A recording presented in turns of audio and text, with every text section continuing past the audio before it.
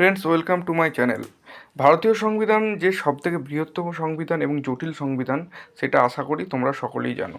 এবং ভারতীয় সংবিধান রচনাকালীন আমাদের রাষ্ট্রীয় প্রধানরা বিভিন্ন দেশ থেকে সংবিধান রচনার জন্য বিভিন্ন অংশ কালেক্ট করেছেন। সেই অংশ নিয়ে আমি আলোচনা করছি। রাশিয়ার কাছ থেকে নেওয়া হয়েছে মৌলিক কর্তব্য, আয়ারল্যান্ডের কাছ থেকে নেওয়া হয়েছে রাষ্ট্রের নির্দেশমূলক নীতি এবং রাষ্ট্রপতি নির্বাচন, জার্মানির কাছ থেকে নেওয়া হয়েছে জরুরি ব্যবস্থা, ব্রিটেনের কাছ থেকে নেওয়া হচ্ছে সংসদীয় গণতান্ত্রিক শাসন ব্যবস্থা ও একো নাগরিকত্ব।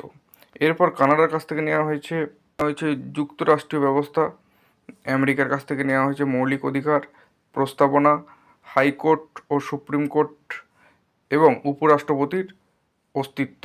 অস্ট্রেলিয়ার কাছ থেকে নেওয়া হয়েছে যুগ্ম তালিকা, ফ্রান্সের কাছ থেকে নেওয়া হয়েছে প্রজাতন্ত্র, দক্ষিণ আফ্রিকার কাছ থেকে নেওয়া হয়েছে সংবিধান সংশোধন ও রাজ্যসভা নির্বাচন ব্যবস্থা, এবং জাপানের কাছ থেকে নেওয়া হয়েছে সুপ্রিম কোর্টের কাজ।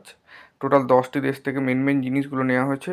সেই জন্য আমি ছোট্ট করে বলে দিলাম, এটা তোমাদের কম্পিটিটিভ এক্সাম এবং জেনারেল নলেজের ক্ষেত্রে খুব কাজে লাগবে। চ্যানেলটি অবশ্যই সাবস্ক্রাইব করে নিও, আরও অনেক কিছু তথ্য এই চ্যানেলের মধ্যে দিয়ে তোমরা পেতে পারো।